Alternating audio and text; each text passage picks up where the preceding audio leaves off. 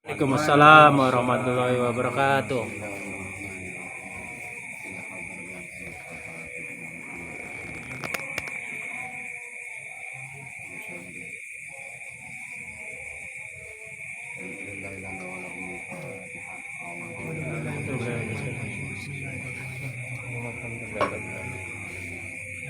Iya kan aku kan siratal ladzina an'amta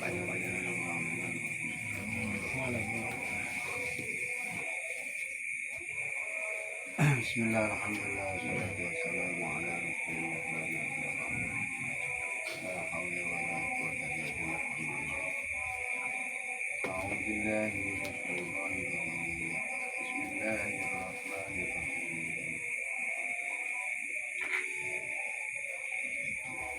Innal ladzina yaktumuna ma anzalallahu wa yashtaruna bihi thamanan qalila أولئك ما يأكلون في بطونهم إلا النار ولا يكلمهم الله يوم القيامة ولا يزكيهم ولهم عذاب أليم. بسم الله الرحمن الرحيم. إن الذين صدقوا وعدوا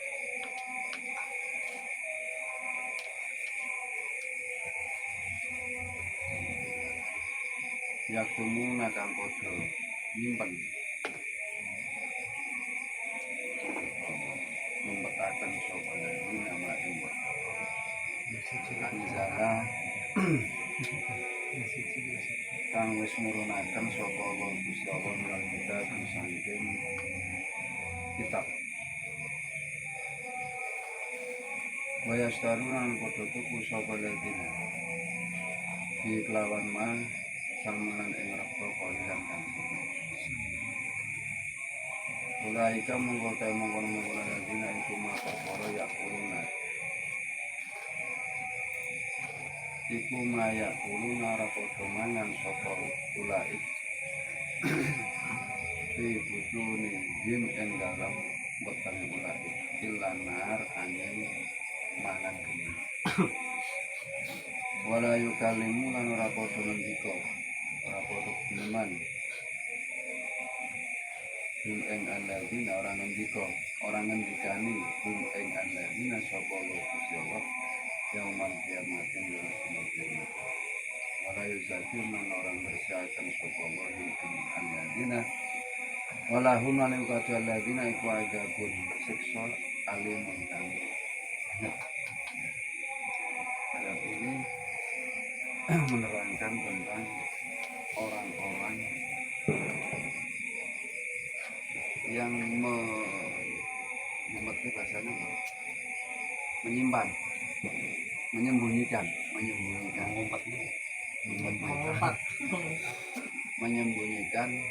sesuatu yang sudah diturunkan oleh Allah, yakni kitab. Yen mu Yahudi kuwi krana gengsinya dulu wis kadung dia punya kepercayaan atau punya kepedean ya, bahwa Bani Israel itu adalah kaum yang unggul, dan memang iya, sehingga mereka itu merasa lebih daripada umat yang lain. Kepedean.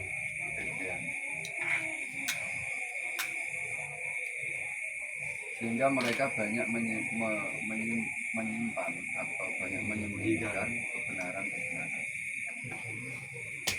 Anzalallahu minal kitab itu bukan hanya Al-Quran, tetapi kebenaran yang ada di Taurat, kebenaran yang ada di kitab Zabur, kebenaran yang ada dalam kitab Injil.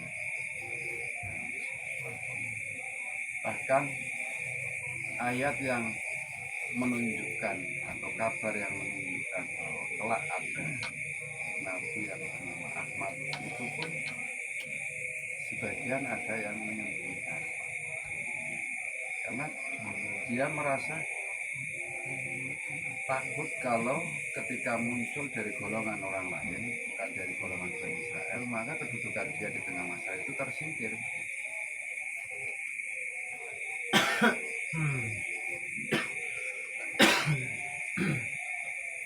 Mereka juga tidak segan-segan untuk menggadaikan kebenaran atau menggadaikan ayat-ayat Al-Quran dengan harga yang rendah. Dengan harga yang rendah itu ya demi sebuah kedudukan, demi sebuah jabatan. Itu namanya samanan qalilan. Artinya menggadaikan atau nek wong saiki menafsirkan Al-Quran demi untuk kepentingan politik, demi untuk kepentingan duniawi, demi untuk kepentingan kekuasaan, demi untuk kepentingan ekonomi. Berbicara bukan atas nama kebenaran, tetapi karena ada maksud tertentu. Ini yang disebut dengan samanan qalilan. Biasanya di momen-momen politik seringkali para tokoh agama membawa ayat Al-Quran kemudian dalam rangka untuk mengusung suara mendongkrak suara banyak.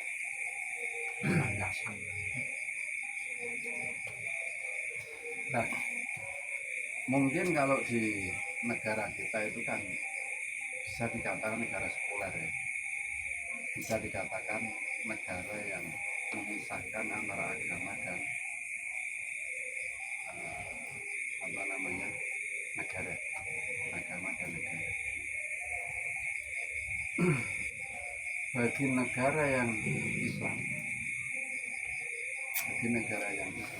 ini justru sering terjadi penyimpangan dengan ayat Al-Quran karena sebuah kekuasaan.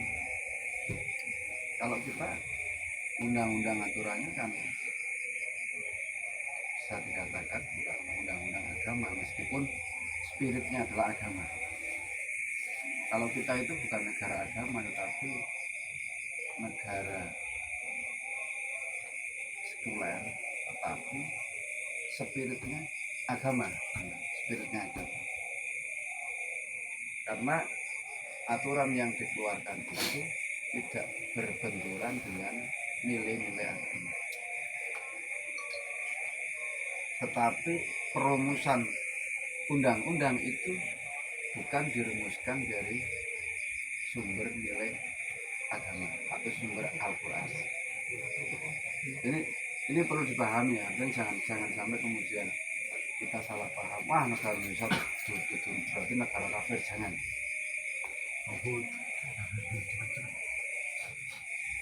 Sehingga para ulama kita, orang dulu itu memberi label Indonesia itu bukan Darul Islam, tapi Darussalam. Apa bedanya Darul Islam dengan Darussalam? Kalau Darul Islam, undang-undang atau peraturannya itu bersumber langsung pada Al-Quran. Kalau Darussalam itulah undang-undang yang berlaku tidak bertentangan dengan Al-Quran, tapi bukan langsung ambil dari Al-Quran, timbul dari kesepakatan mengingat Indonesia itu tidak seluruhnya adalah Islam, dan Indonesia ini diperjuangkan bersama, bukan hanya umat Islam. Itu harus dipahami. Darussalam, kenapa Darussalam? Dan faktanya meski bukan negara Islam, tetapi kepentingan Islam itu dilindungi. Kebebasan beragama itu terutama di dalam aktivitas keagamaan termasuk Islam itu dilindungi, sehingga tidak perlu dipertentangkan lagi harus Islam atau bukan Islam, tetapi para founding father kita, para pendiri bangsa kita itu lebih mengutamakan kemaslahatan bersama, kerukunan bersama.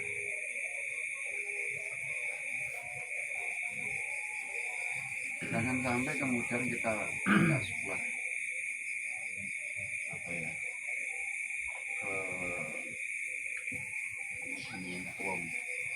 terlalu fanatisme. Indonesia diatur bukan dari Al-Quran dan hadis, berarti negara kafir, negara kafir. Jangan seperti itu. Perlu kita sadari bahwa Islam itu, Kanjeng Nabi tidak pernah mewarisi, tidak pernah mengajarkan sistem politik, tidak pernah meninggalkan sistem politik yang baku.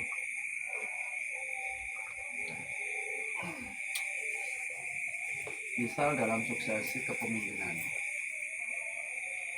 karena Rasulullah tidak meninggalkan sistem pemerintahan yang baku, maka umat Islam mencari format sendiri. Saat Rasulullah wafat, itu sampai 3 hari jasadnya belum dimakamkan, karena para sahabat belum menemukan calon pemimpin, belum menemukan pemimpin. Artinya secara politis belum menemukan format pimpinan. Karena Rasulullah tidak pernah menunjuk, tidak pernah meninggalkan itu. Sehingga ketika Rasulullah wafat, para sahabat baik dari golongan Muhajirin maupun Ansor berkumpul di sebuah tempat yang disebut dengan Sakifah Bani Sa'idah, terus membicarakan siapa yang akan memimpin umat Islam, bukan pengganti Nabi, tetapi yang akan memimpin umat Islam pasca Rasulullah, setelah Rasulullah wafat. Antara Muhajirin Ansor di situ bermusyawarah panas, perdebatan yang luar biasa. Yang orang Muhajirin bersikukuh yang harus menggantikan Rasulullah untuk memimpin umat negara adalah golongan Muhajirin, yang Ansor lah Ansor. Dan keduanya punya kandidat, sehingga akhirnya karena perdebatan alot, kemudian ada sebuah kesepakatan yang didasarkan pada jejak, rekam jejak itu yo rekod lah, cara itu yo rekam jejak digital. Akhirnya kenapa dipilih Sayyidina Abu Bakar? Karena satu-satunya sahabat yang pernah diminta oleh Rasulullah untuk menggantikan menjadi imam sholat ketika Rasulullah sedang gerah. Sayyidina Umar saat itu pun tidak mau, merasa tidak pantas. Nah, ini lebih posisi imam itu sebenarnya betul secara syarat keutamaan imam. Yang pertama adalah yang paling tahu tentang fikih, yang tahu tentang agama, paling tahu tentang fikih. Yang kedua, orang yang paling wirai. Yang pertama orang yang tahu tentang fikih, yang kedua orang yang paling fasih bacaannya, orang yang fasih tentang bacaan Al-Quran. Yang ketiga, orang yang paling wirai. Baru yang keempat, orang yang tua, lebih tua. Berarti nek orang tidak ditemukan orang yang tua, yang penting orang yang paham agama dulu, terus bacaan paling baik dulu. Para sahabat itu mencontohkan, tidak ada yang berani. Meskipun Rasulullah wes karena posisi imam itu sakral, dia itu punya tanggung jawab terhadap jamaah, terutama dalam hal bacaan. Maka cara wong guyon, santri guyon, Angger ana wong sing luwih pinter, dheweke ora pati pinter, ndak berani sama sekali. Nah, sarung gumian ngono. Enak saiki kadang-kadang rayan dadi imam ya Allah mulane kadang mikir. Komentar. Bacane pating ladu nanggung jamaah sing akeh kok. Kecuali ning kono ora ana wong pinter. Kecuali nang kono ora ana wong ngerti bacaan Al-Qur'an, dia maju ndak ada masalah. Ini fenomena semacam kembali pada Sayyidina Abu Bakar. Dan Sayyidina Abu Bakar itu orang yang paling dekat dengan Rasulullah dan orang yang ditunjuk langsung oleh Rasulullah untuk menggantikan imam sholat saat Rasulullah saja. Jadi rekam jejak itulah yang dijadikan sebagai alasan pengganti Rasulullah adalah Sayyidina Abu Bakar. Yang cocok ini. Rekam jejak itulah yang kemudian diterima oleh semua kalangan. Sebab tidak semua sahabat memiliki. Nah, bicara kecerdasan, kepandaian, kearifan mungkin banyak. Orang kurang. Ada keistimewaan tersendiri yang memang tidak dimiliki oleh orang lain, yakni yang menggantikan imam saat Rasulullah sakit. Nah, dari alasan itu kemudian baik sahabat Muhajirin maupun Ansor bersepakat untuk mengangkat Sayyidina Abu Bakar sebagai khalifah. Khalifah itu maknanya artinya adalah pengganti. Jadi, Abu Bakar memiliki julukan Khalifatur Rasul. Khalifatur Rasul atau pengganti Rasul bukan berarti mengganti dalam posisi kenabian atau nubuah, bukan. Tapi dalam sisi keumatan, dalam rangka untuk memimpin umat. Setelah Abu Bakar memimpin hanya 2 tahun karena umurnya tidak panjang, Sayyidina Abu Bakar mengundang para sahabat, kira-kira siapa yang pantas menggantikan saya.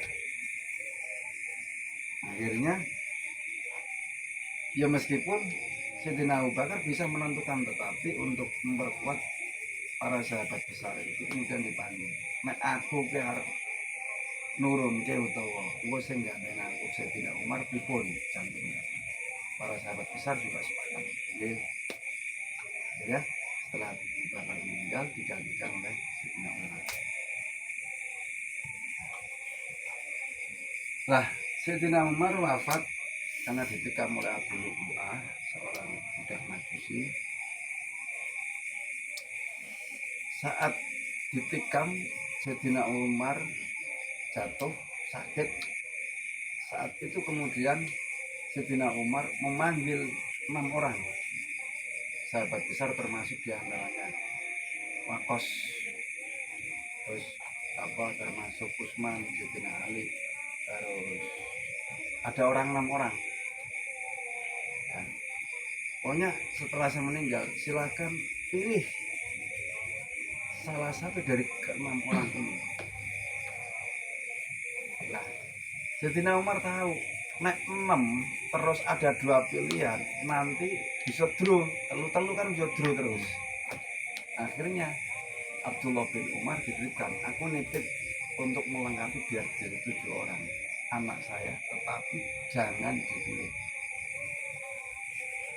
Titipnya tapi tidak boleh dipilih, hanya untuk menyeimbangkan di dalam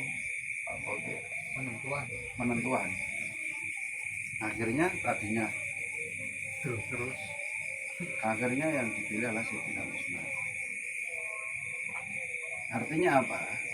Dari pilihan Abu Bakar, Umar dan Utsman itu berbeda-beda. Tidak ada konsep yang sama. Kemudian Sayyidina Ali, karena Sayyidina Utsman itu meninggal juga dibunuh oleh demonstran, itu demonstran besar-besar itu kan umat Islam bisa dibunuh. Nah, saat Sayyidina Utsman sedang membaca Al-Quran, kemudian di demo akan dibunuh, sedang memegang Al-Quran dibunuh. karena Sayyidina Utsman tidak sempat untuk menentukan formasi pemilihan dan Sayyidina Utsman meninggal, umat Islam secara aklamasi menunjuk Sayyidina Ali menjadi khalifah. Meskipun pada perjalanannya banyak yang tidak puas karena banyak dari keluarga Ali menuntut pemerintahan Sayyidina Ali untuk segera mengusut tuntas siapa dalam pemilih Sayyidina Utsman. Dan sampai hari ini belum ditemukan sebenarnya siapa. Misterius. Artinya dari Khalifah 4 tadi itu tidak ada format yang baku tentang politik, tentang penentuan format sebuah politik. Adapun istilah Khalifah itu kan memang muncul ya karena untuk apa ya? Karena memang dari Abu Bakar dari Rasulullah ke Abu Bakar. Abu Bakar itu dianggap sebagai penggantinya Rasul. Pengganti itu kan Khalifah.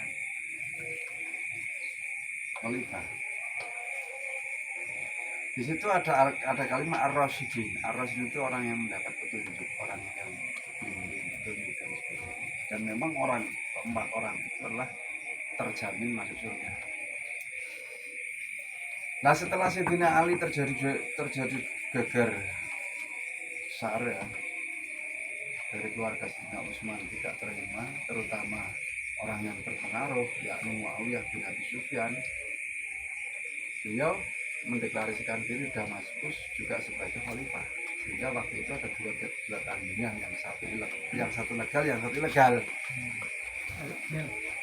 Akhirnya demi untuk menenangkan umat Islam terjadi yang namanya tahkim Bainatul Jamaah.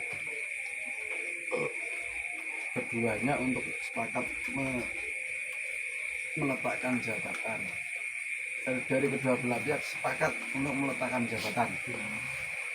Maka harus kumpul dalam menyatakan itu. Dari kubu Sayyidina Ali diwakili oleh juru bicaranya apa ya, sahabat Abu Asari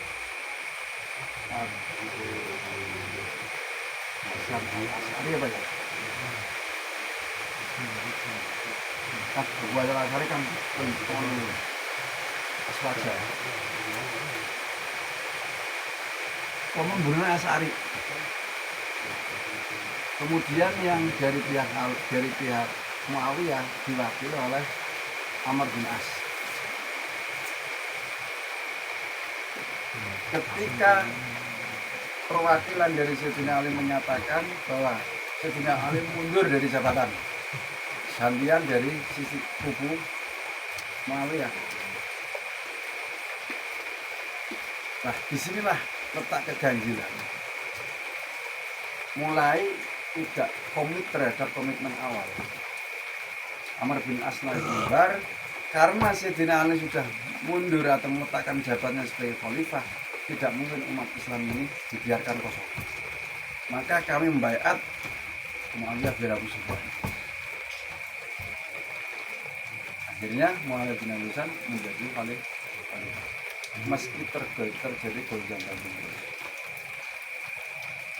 Ini tentu karena sepihak banyak yang juga tidak mengakui, sehingga akhirnya ada sebagian mengakui Hasan diangkat ya, dan terjadi makin gejolak itu makin luar biasa.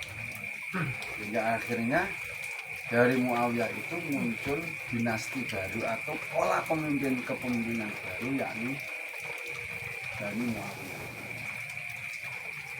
Bani Muawiyah ini kalau keempat khalifah sebelumnya itu secara demokratis, musyawarah secara demokratis.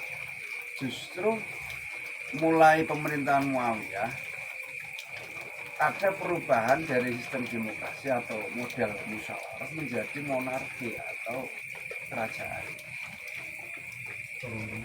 Ini turun-temurun sampai bahkan dinasti Muawiyah tumbang oleh dinasti Bani Abbasiyah. Bani Abbasiyah pun sama turun-temurun. Sampai kemudian nanti Bani Fatimiyah, sampai Bani Saljuk, sampai Bani Ayyubiyah, sampai terakhir Turki Utsmani. Kekhalifahan Turki Utsmani yang bubar di tahun 2024. Belum lama. Yang bubarnya Turki Utsmani itulah membawa dampak pengaruh yang luar biasa di Jazirah Arabia. Dulu Arab itu kan namanya bukan Saudi Arabia, tetapi Hijaz, namanya Hijaz. Muncul nama Saudi Arabia itu kan karena dibunuh oleh Raja Saud.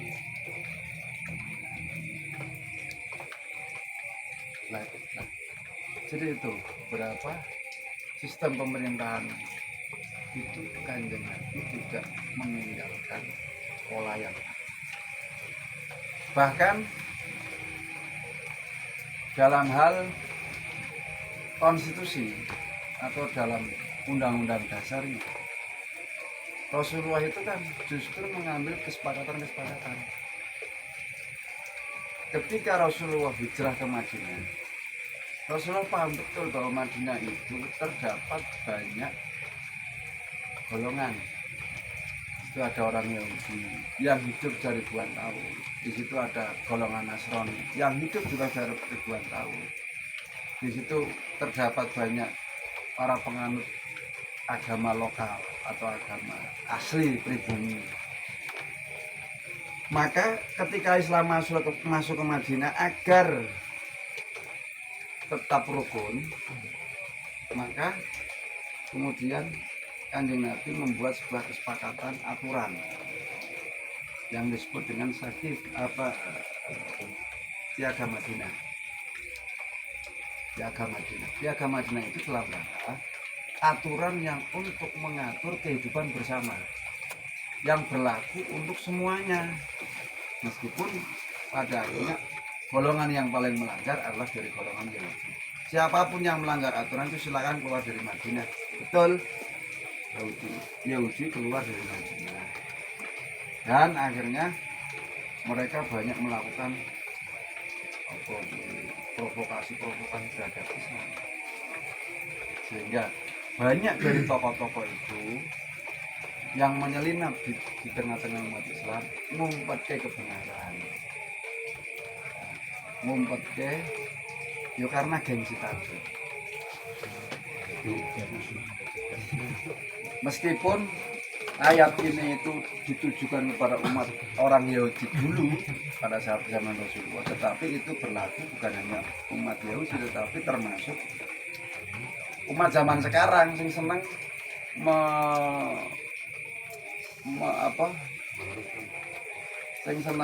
manfaatkan mumpung tapi mengambil ayat Al-Quran untuk kepentingannya, karena mendistorsi atau provokator bahaya tuh ya. Dengan harga yang murah. Nah, ulaika ma yaquluna fi butunihim illan nar. Orang yang seperti itu sebenarnya di dalam perutnya itu telah tidak memakan kecuali makan api neraka.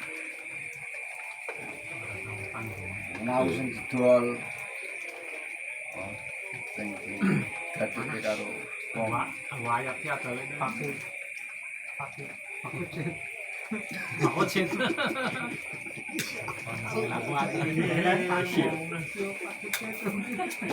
dan orang-orang seperti itu besok nanti dina kiamat tidak akan pernah disapa oleh Allah. Artinya bukan hanya kafir saja, orang kita seperti itu, orang Islam pun ya sama ketika sudah ngumpet ke ayat Al-Quran, ngumpet ke kebenaran. Apa salah ya salah, hak ya hak, batil ya batil aja. Al-haqqu bayyinun wal batilu bayyinun. Barang yang hak itu sudah jelas, barang yang batil sudah jelas. Jangan jadi al-haqqu bayyinal batil. Jangan menjadi antara hak dan batil. Bingung nih, remeng-remeng. Remang-remang. Hasil kayaknya bener. Sing dicopet malah dadi tersangka saiki kok yo mirip. Lah zamane zaman fitnah. Ono begal membela diri malah di Malah tersangka. ono begal delok wae. Nek iso wae bae nyo. Tuntut sih yo. Angel wis. Segala seragaman sih. Masih kan pernah dah. Ojo seru-seru to. Saiki wis ngurusi panganan. Ngomong ke begal iki. Begal. Oh, Begal sangat. Gawennya salam begal lagi sepi. Jadi tukang masak. Iya. Kayak apa di skip tuh ngaji yo. Ayo ah. Walahum adzabun alim. Aku kan orang ngomong yang bersangkutan. Sing rasa bae. ayo. Anu. Walahum adzabun alim. Lah yang demikian itu merupakan adab yang berat. Hati-hati. Ulaika alladzina ishtaraw dhalalata bil huda wal 'adzaba bil maghfirah fama asbarahum 'alan nar. Ayat ini penjelasan daripada ayat ke atas. Ulaika tamungun alladzina iku alladzina wong akeh ishtaraw kang padha ngejolake sapa alladzina ad-dhalalata ing kesasaran bil huda kelawan pitutur. Wis nek kuwi wong mau kan wis cekelan ayat kudune kan oleh pitutur. Lah kok malah dijolake karo kekuasaan. Jadi malah dijolake karo kesesatan. Wala adzaba bil maghfirah ngejolake yang mestinya dapat ampunan jadi oleh siksaan Gusti Allah. Fama asbarahum mongko ta apa iku nyabaraken yaumahum ing alladzina ala nari ngatas neraka. Padha bae wong mau betah ning neraka. Neraka betah. Nyaman. Anu Kaplingane ombo. kaplingane ombok. Dzalika bi anna Allah nazzala al-kitaba bil haqq wa innal ladzina ikhtalafu fil kitabi lafi shiqaqin ba'id. Dzalika utamu alladzina ishtaraw dhalalah bi anna Allah iku sebab sak temene Allah taala iku nazzala nurunaken sapa Allah al-kitab bil haqq lawan hak. Wa innal ladzina sak temene wong akeh ikhtalafu kang padha sulaya sapa ladzi fil kitab ing dalam kitab lafi shiqaqin yakti ku tetep ing dalam sulaya baidin kan yang demikian itu sesungguhnya Allah wis nurunaken perkara sing hak. Lah kok wong mau padha sulaya marang kitab-kitab Gusti Allah. Wong nek wis tau sulaya malah justru tambah adoh lafi shiqaqin baid. Wong apa meraih sesuatu dengan kebohongan maka pasti akan timbul kebohongan-kebohongan berikutnya sehingga semakin jauh dari kebenaran. Kebohongan satu itu biasanya akan kalau tidak disudahi secepat-cepat tobat itu akan melahirkan kebohongan-kebohongan berikutnya. Terus ngapus yo, ane sore ngapus itu. Tanggung. Aman wis ngapusi karo bojone iki lagi ngendi? Nang dalan. Terus Lagi meeting. Dan gede kok. Bandera ta sore. Tekannya mau kuwi. Nang keluarga bendis. Ya ora tekan, ora ada kok tekane kowe. Nang keluarga bendis yo. keluarga Wong-wong Yahudi kang padha nyingitake ngumpetake. Keterangan-keterangan kang den tuturaken dening Allah Ta'ala kaya sifat-sifat lan kebenaran Kanjeng Nabi Muhammad jalaran saing medine kalah pengaruh karo Kanjeng Nabi Muhammad, kuatir yen ora nampa hidayah hadiah. Kuatir ora nampa hadiah. Saking bawahane sehingga ridho ngumpetaken keterangan bener ketimbang kelangan hadiah. Wong kang kaya mengkono iku sejatine wong kang seneng mangan geni diisiaken ana wetenge. Besok ana ing dina kiamat wong-wong iku bakal nampa bendune Allah Taala lan ora bakal diresikake saking dosane lan dheweke bakal nampa siksa kang banget larane. Nyawang-nyawang kang kaya mengkono iku wong-wong kang seneng tampa kesasar minangka dadi ganti pituduh lan seneng disiksa minangka ijole pengapuran. Kejadian-kejadian kang wis katutur yaiku kaya oleh ngiseni wetenge diiseni geni lan sabanjure iku sebab-sebabe namung jalaran Allah Ta'ala nurunaken kitab kelawan bener nuli wong-wong mau padha persulayaan sehingga sebagian saking isine kitab mau dibeneraken sebagian maneh dikufuri. Wong kang padha persulayaan mau sakbenere ora netepi persulayaan kang enteng-entengan ananging persulayaan kang banget adohe saking kabenaran.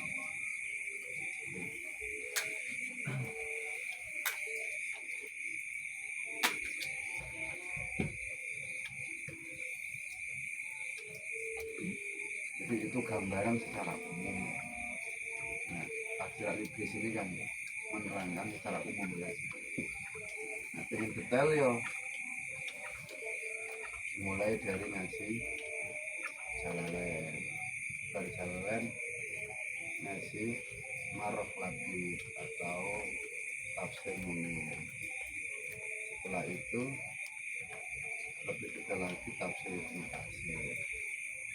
Lebih detail mana? Tafsir Kabir apa ya?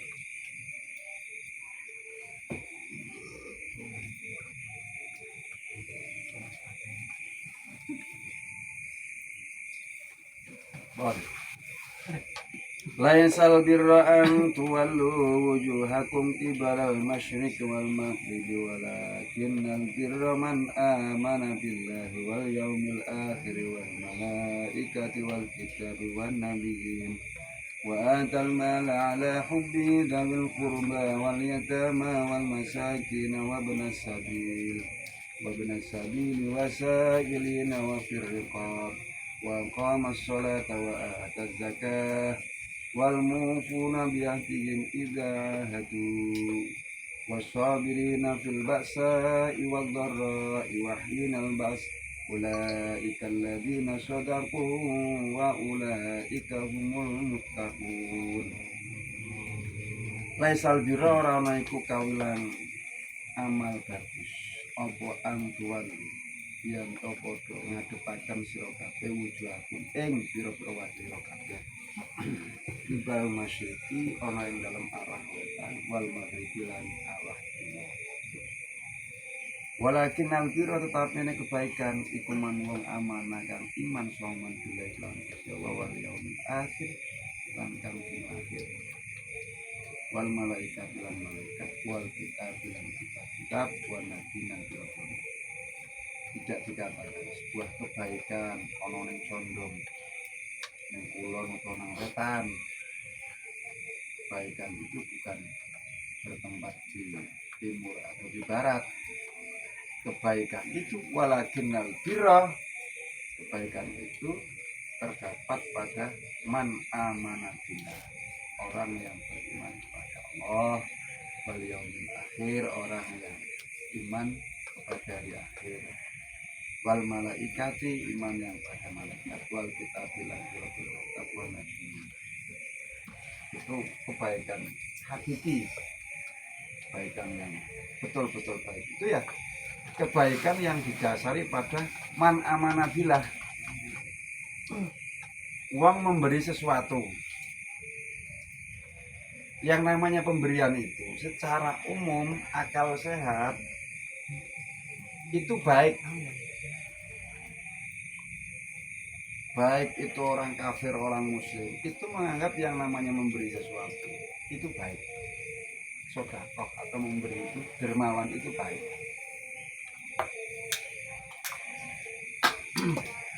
Tetapi kebaikan yang lebih hakiki ketika kedermawanan atau pemberian tadi itu didasarkan kepada amanatillah, iman karo Gusti Allah. Maksudnya apa? Kebaikan yang didasarkan pada keikhlasan. Yang mana ikhlas itu mau melakukan sesuatu, memberi sesuatu hanya karena Allah. Karena sifat memberi itu baik, kalau tidak didasarkan kepada amanatillah menjadi tidak baik.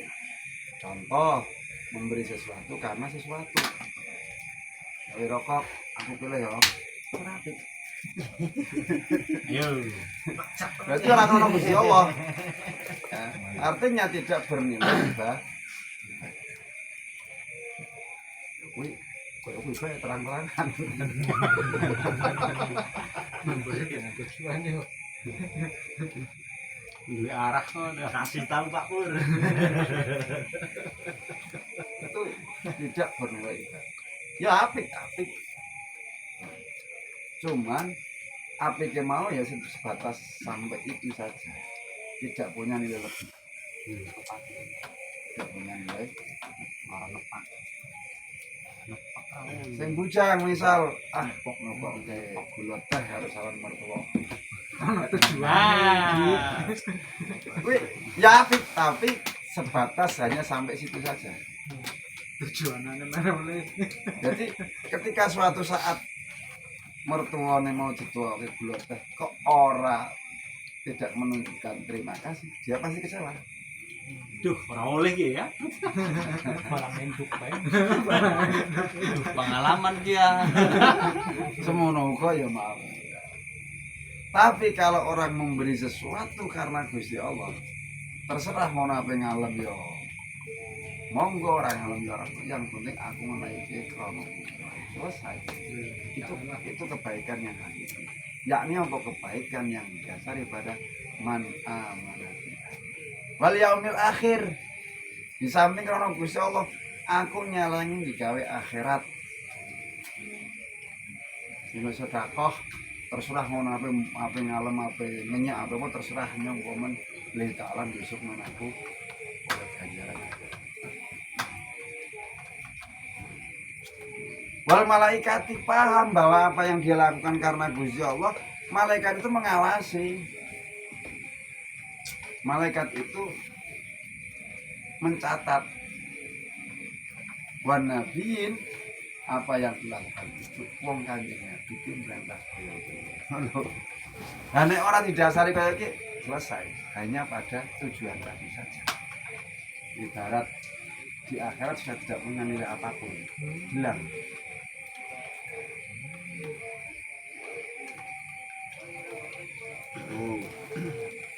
Maka di situ pentingnya mendasari segala aktivitas dunia dengan ketauhidan. Mendasari aktivitas dunia dengan ketauhidan. Wa atal mala ala hubbi dawil qurba wal yatama wa atal malan maringono maringaken soman ala hubbi ing atase sertane demene mal memberikan dawil kurba ing wong kang duweni kerabat wal yatama lan pira-pira bocah yatim wal masakin lan pira-pira wong miskin bab nasabil lan ibnu sabil wasailin lan wong kang jaluk-jaluk wa fil qabilan dalam wong kang kepailitan. Wa firqofi lan kawula budak rekop. Rekop kuwi sing cicilan. Budak sing bisa merdeka tapi dicicil.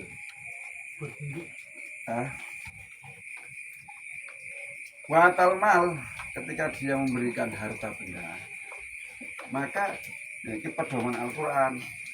Arab memberi sedekah lebih didahulukan adalah ala hubbihi dzawil qurba, saudaranya dulu. Nah, sampean wis rumah-rumah sendiri, yang paling utama ya orang tua dulu, kerabat, saudaranya. Kita itu sering terbalik kepada orang lainnya, tapi ketika harus dulu kadang-kadang kalau lihat Kapan wah. Ngakali sih mau ngono. Nang jopo kan katon wah. Kena. Sepo iki. Darong apa nang.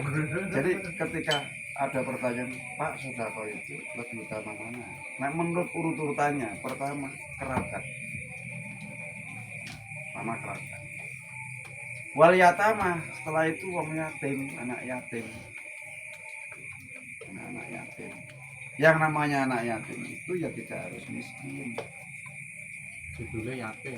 Bukan yatim. Sebab orang anak yatim itu kita memberikan itu terenyuh, mungkin salah satu bentuk perhatian. Anak yatim itu. Setelah itu wal masakin, nembe wong miskin. Apa maneh? Saya ini kerabat dhewe. Miskin mana? Wah, kulo to mana kowe. Dobel iki pahalane. Teman-teman. Wa nasabil wong njaluk-njaluk nembe wong njaluk-njaluk. Ibnu Sabil kuwi wong sedang dalan. Sing jalan-jalan pakane keren kok. Ki diwe ngesuk teko maneh. Terus sing njaluk tombakane top kok. Kemala beres. Ibnu Sabil kuwi gambarane ngene. Sampeyan bisa di Ibnu Sabil. Sampeyan nang Jakarta, kecopetan.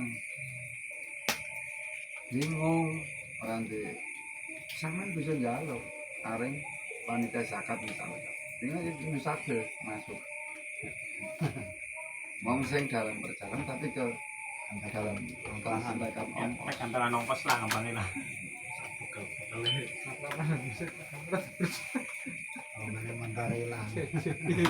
Jalan-jalan diwe.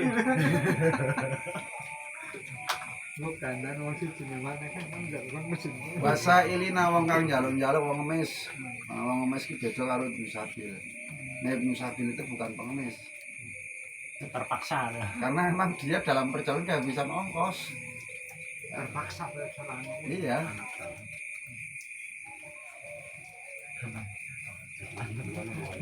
Nek wong ngemis tau kadang-kadang. Gawean. Gawean. Gawean. Timbang kerja repot tuh. Jadi perhitungannya ngene. Mereka itu perhitungannya ngene. Kadang wong sing pensiun koyo kowe. Daripada oleh gawean wis pensiun ngene bae. Arek bang cukup malah ngono misalnya. Dadi rumah mlipit. Montore di Titipne. perhitungannya ngene. Sak menit bae 2.000 perak bae ora sakake. Sejam iki katon. Semen Tuh ada siap-siap iki. sejam wis katon 120.000. Angger sedino piye? Dina ya cara loro. Nek pas waktu rame kaya bulan poso iki ya wong penuh berkah. Loro dia 300 ki lalehan. Tenimbang bayaran pensiun sebulane misal 300 to 3 juta. Kalah adoh. Naca terus semen aku. Akeh saya gosong. Wis penuh. Ngantri. Di apa ya? Wis ono kabeh. Gon-gon ya Anda. Iya. Ini koordinator. Suka kuburan bae. Oh, Dewe di kota kaya. Bisa, anu kuburan tiap jamaah kok tajak sukses. Lah yo ini kok arep ae. Kayak mlebu napa kae pengemis metu kae. Amal jeri ya. Wafir kopi lan wong budak sing lagi kecil. Jadi musafir ini wong sing sangat membutuhkan Mas. Di posisinya ya, Darurat itu. dia dalam darurat, perjalanan. tapi darurat Orang berarti. itu orang kudu dalam perjalanan dia. Ibnu Sabil jadi Ibnu Sabil betul Sabilah itu. orang wong sing misale dino ki lan juga kite ngono kuwi anak wis kurang mangan kabeh. Kuwi miskin ta? Iya. Beda maneh. Nah, Ibnu Sabil kuwi wis nang dalan, anake dalan kuwi berarti wong keder wong kentekan ongkos. Pokoknya lahir dari jalan kuwi anak Sangat jalan sih. membutuhkan jalan. Boy apa iki? Pakmur. Boy berarti. Ojo diantak anak pang ojo. Ya anak pada baik kan. Lapangan lho. Iya, Kepengin dhewe ojo kae. diantak iki nang ngono. Wa qamas shalat lan dimenengaken salat. Wa atal zakat. Dadi wong sing apik kudu arah haring wetane utawa kulon, tapi mau wong sing iman. Bisa iman wa qamas shalat. Wong iman mau iman karo Gusti Allah, marang malaikat Allah, marang dina akhir, marang para malaikat. Kedua, wong sing apik bisa dikatakan baik itu mau mendatangkan hartanya, memberikan hartanya, mensedekahkan hartanya kepada kerabat, kepada wong yang anak-anak yatim, wong miskin, yang miskin. Di samping itu orang yang baik, wa aqamas shalah, wong sing gelem mendirikan salat. Wa ataz zakat lan wong sing utoke zakat. Ini wong sing apik. Wal maufuna lan wong kang nuhoni bi ahdihim kelawan janjine ida hati nalikane janji sapa alladzina. Di samping itu wong sing menepati janji ketika dia berjanji. Wasabirina fil ba'sa wa dharra wa hinal ba's. Wasabirina wong kang padha sabar fil ba'sa ing dalem nalikane ana kanca boyo to marat wa dharra ilan nalikane lara. Wa hinal ba's lan nalikane bangkit peperangan. Wong sing apik maneh, wong sing gelem sabar di dalam masa-masa sulit, ketika dia dalam keadaan sakit, ketika dia dalam ikut berperang.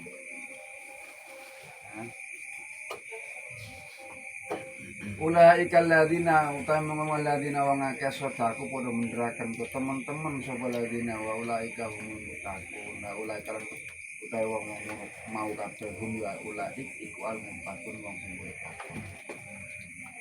Iki kena diwalik. Artinya mafhum mukhalafat pemahamannya. Wong sing teman-teman Gusti Allah kan dia janji karo apa ketika iblis ini minta teman kalau dari golongan manusia, kemudian Gusti Allah silakan, tapi kamu tidak bakalan bisa menyeret orang-orang yang sidikun. Orang-orang sidikun itu apa ya tadi? Di sini wa ulaika alladzina shadaku wong sing bener-bener sidikun, temenan. Ya gue mau wong Pamrih ya. wong sing iman marang Gusti Allah, duit hartane di sedekahke, dia mendirikan sholat, janji ini ditepati, wong itu sadar, wong sing takun. Pak ulaika humul orang itu disebutkan sebagai orang yang takwa. Jadi ciri-cirinya wong takwa, ciri-cirinya wong takwa siji iman marang Gusti Allah, marang dina akhir, marang malaikat, marang kitab, marang nabi. Yang kedua, harta bendanya mau disedekahkan, kepada kerabatnya, kepada anak yatim, kepada fakir miskin, kepada ibu sabil, kepada orang minta-minta, kepada budak yang butuh. 3, orang yang takwa ciri-cirinya adalah mau mendirikan sholat, mau mengeluarkan zakat. Orang yang takwa, mereka yang ketika berjanji itu menepati. Ciri-ciri orang takwa lagi, bersabar ketika dalam keadaan ayah, sakit, termasuk sedang berjuang. Masih termasuk Masa sulit sih. masih berjuang, dodolan orang ndang koyo ora payu-payu, sabar ndon. Ojo kok demen ora payu-payu wis buake kabeh, ngesuk kabeh dodolan apa maneh. Online lah. Aman dibako aja gomplene bae. Disotak kayak kiki yo. Ulaika alladzina sadaqu wa ulaika humul muttaqun. Praktek kaya ning suke. Ya ayyuhalladzina amanu kutiba alaikumul qisas wallahu a'lam bishawab. Alhamdulillah. Sulo yo ah. Amin. Gimana ya? Joni. Alhamdulillah. Amin.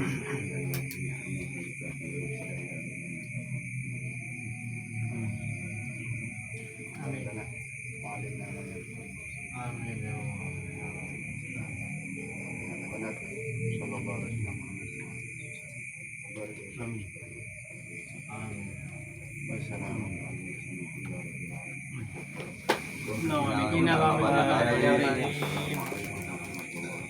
Waalaikumsalam warahmatullahi wabarakatuh.